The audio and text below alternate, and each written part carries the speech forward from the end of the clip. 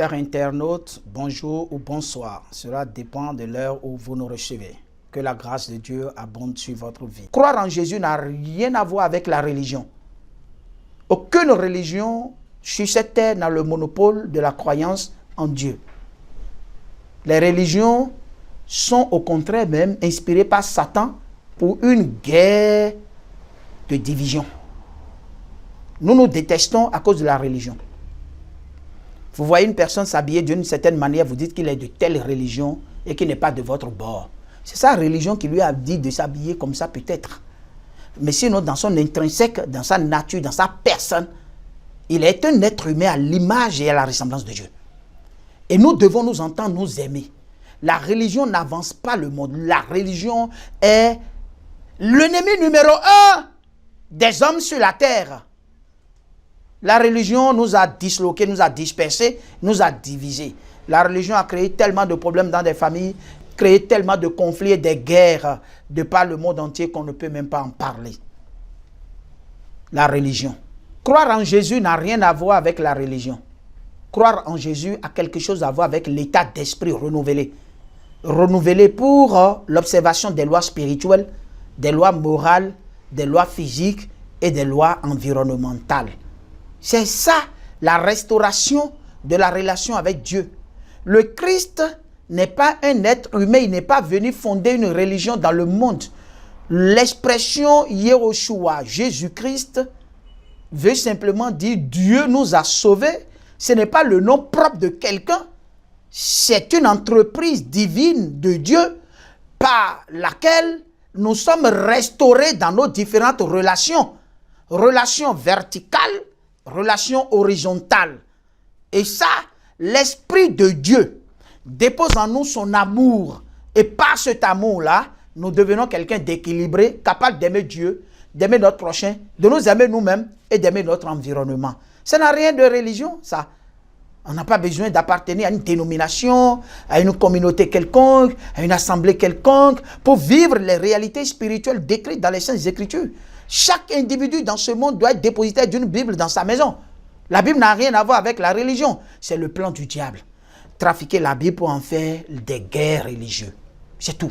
Sinon, si chaque individu pouvait comprendre l'essentiel de la Bible qui est centré et dont le fondement est l'amour, eh bien nous comprendrons qu'est-ce que le Christ a fait en tant que personnage divin à la croix et qu'est-ce que nous en bénéficions dans cette œuvre.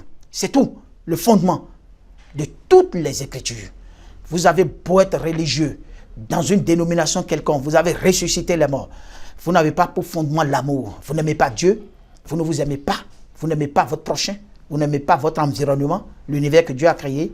Eh bien, vous n'avez pas l'Esprit de Dieu, vous n'êtes pas un enfant de Dieu. Vous êtes partisan de religion, mais vous n'êtes pas partisan de la nature divine. C'est ce que nous devons comprendre d'abord.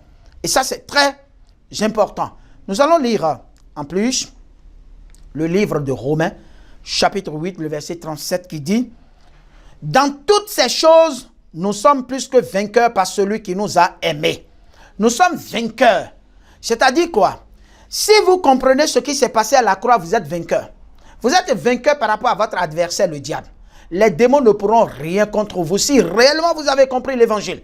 Le diable ne pourra rien contre vous si réellement vous avez compris l'évangile. Eh bien, les forces des ténèbres, la sorcellerie, les magiciens, les marabouts, les envoûtements, rien ne pourra rien contre vous. Si seulement vous avez compris ce dont je parle, c'est-à-dire ce qui s'est passé dans le surnaturel à la croix de Golgotha. Jésus n'est pas une affaire culturelle des Juifs, des Asiatiques, des Européens. Non, non, non, non, non, non. Jésus, c'est une affaire spirituelle de l'univers, c'est-à-dire de la planète Terre. C'est une réalité liée à la planète Terre, des humains qui se trouvent sur la planète Terre. C'est une réalité dont ils ont besoin d'être informés.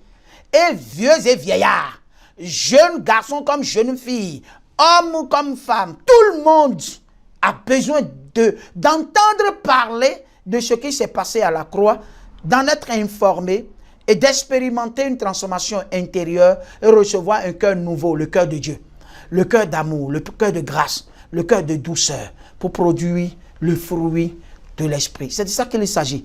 Mais si vous n'avez pas compris ça, vous n'êtes pas vainqueur. Vous ne pouvez pas vaincre le diable. ne pouvez pas vaincre le péché. Vous ne pouvez pas vaincre la loi. Et ça devient très compliqué. Et c'est pour ça que nous avons choisi ce moment-là pour vous renseigner sur ces choses-là. Écoutez ce que Jésus lui-même a dit dans Matthieu 12, verset 29. Il dit, « On ne peut entrer dans la maison d'un homme fort et piller ses biens sans auparavant lier cet homme fort. » Oui, on ne peut pas faire son entrée dans la maison d'un homme fort et piller ses biens sans auparavant lier cet homme fort.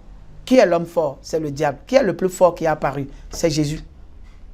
Il a lié où? À la croix. Il les a liés à la croix. Il a lié tout le pouvoir du diable à la croix. Si vous êtes attaqué et que vous êtes atteint, ne dites pas que vous êtes chrétien. Dites que vous êtes religieux. Dites que vous êtes partisan d'une dénomination évangélique, mais que vous n'êtes pas partisan de la nature divine. Ça fait deux choses différentes. Il y a tellement d'églises évangéliques de par le monde entier, d'églises orthodoxes, catholiques, méthodistes, protestantes. Il y en a tellement que nous croyons que c'est le mouvement des chrétiens. Non, ce n'est pas le mouvement des chrétiens. Être chrétien, c'est être participant de la nature divine. On peut être adhérent d'une religion sans être participant de la nature divine.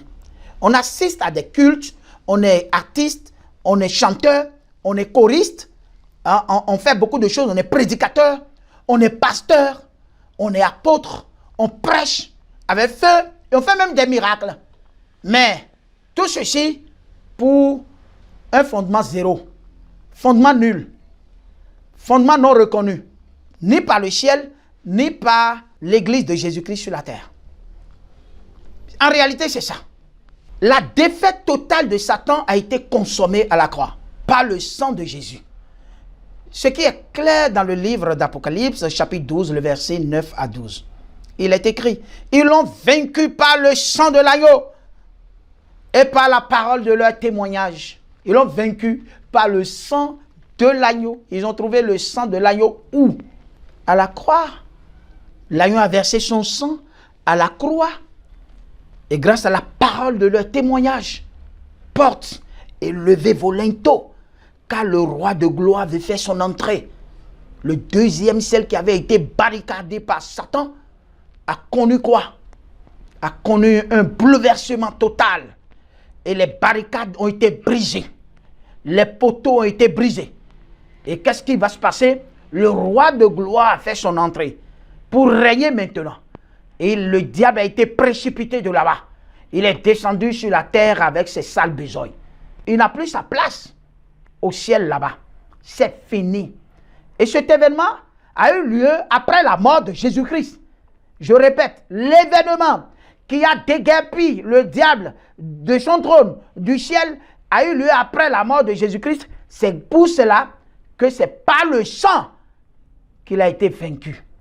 Depuis la chute, il ne pouvait plus être vaincu, il ne pouvait pas être vaincu. Il ne pouvait pas. Personne ne pouvait le vaincre. C'est le Fils de Dieu qui l'a vaincu par son sang. C'est un sang innocent. Tout cela s'est passé dans le spirituel. C'est pour ça que la vie chrétienne est une affaire d'esprit et un état d'esprit, un état psychologique équilibré par rapport aux réalités surnaturelles opérées à la croix par Jésus. C'est ça la vie chrétienne. Il est dit, pour citer le dernier verset, Actes chapitre 26, le verset 18. Le Seigneur qui parlait à Paul et qui lui chargeait de sa mission et lui disait qu'il était sorti du milieu d'eux, du milieu des personnes vers lesquelles, eh bien, il est renvoyé. Pour faire quoi? Pour les sortir des ténèbres à la lumière, de la puissance de Satan à la puissance de Dieu. Lorsque vous prêchez l'évangile réel à quelqu'un, vous le sortez de la puissance de Satan à la puissance de Dieu. Psychologiquement, il est délivré. Il est libéré. Quelque chose change dans sa mentalité. Vous le libérez psychologiquement. La peur, la phobie, les craintes et les inquiétudes disparaissent. Il devient quelqu'un de galvanisé. Quelqu'un de fort en esprit. À cause de la pensée surnaturelle que vous avez semée en lui. Ce que nous appelons l'évangile. Et c'est ça qui le rend fort. Et partout où il passe, les sorciers le regardent, les marabouts, les oiseaux nocturnes, les noctambules, ceux qui vivent la nuit et qui ne vivent pas le jour. Quand ils l'observent, ils le regardent, ils disent, mais toi, tu es différent. Oui. Pourquoi? Parce que le Christ l'a incarné. Le Christ, c'est la pensée divine surnaturelle de la volonté de Dieu. C'est lui le Christ. C'est une pensée divine surnaturelle qui correspond à la volonté de Dieu pour toute l'humanité. Si vous l'avez accepté, on vous demande où est le Christ. Vous ne pouvez pas dire que le Christ est dans ma poche ou bien il est à côté de moi. Et vous, quand vous dites qu'il est dans mon cœur, si on vous opère, on ne le verra pas. Donc le Christ, c'est une pensée divine que vous recevez en vous-même. Et cette pensée divine, elle est surnaturelle. Elle est puissante. C'est grâce à cette pensée que toutes choses ont été créées. C'est la volonté parfaite de Dieu. Et lorsque vous prêchez l'évangile à quelqu'un dans cette proportion, la personne reçoit l'évangile vrai et est délivrée. Et maintenant, il reçoit son baptême dans l'eau pour devenir participant de la nature divine. Il suit des enseignements naturellement et évolue dans sa foi, dans la trajectoire doctrinale de la nouvelle alliance. Et c'est ça ce que nous devons comprendre. Si vous n'avez pas encore compris ça, que le Christ a opéré notre délivrance en neutralisant le pouvoir de Satan à la croix, vous allez demeurer sous la peur. Personne ne vous poursuivra, mais vous allez courir à fatiguer. Vous allez faire des cauchemars. Vous allez mal dormir. Vous aurez des échecs, des problèmes, des difficultés à ne pas en finir. Simplement parce que votre diable se trouve dans votre pensée et il se trouve dans votre cœur. C'est votre méchanceté personnelle. C'est votre conception de la vie. Vous regardez mal les autres et les autres vous font du mal. Vous regardez mal l'univers vous fait du mal. Parce que vous n'avez pas encore compris le Christ. C'est de ça qu'il s'agit quand on parle de l'évangile. Bien-aimés, que la grâce de Dieu abonde sur vous. Nous allons arrêter là pour cette deuxième partie, avant d'aborder la troisième partie en ce qui concerne l'œuvre que le Christ a accomplie à la croix pour la purification de nos péchés. Parce qu'il a fait justement 3 choses. Que Dieu vous bénisse et que la grâce de Dieu abonde sur vous, qu'il vous donne l'esprit de comprendre ces choses et demeurer dans la vérité, et que dès maintenant vous ne soyez plus emportés par tout vent de doctrine, par des prédications tous azimuts de nature à vous dévier, à vous faire naufrage, à votre foi et à devenir serviteur, à devenir esclave de certaines personnes. Soyez délivrés au nom de Jésus. Merci Seigneur, que la grâce de Dieu surabonde sur vous au nom de Jésus. Shalom, shalom.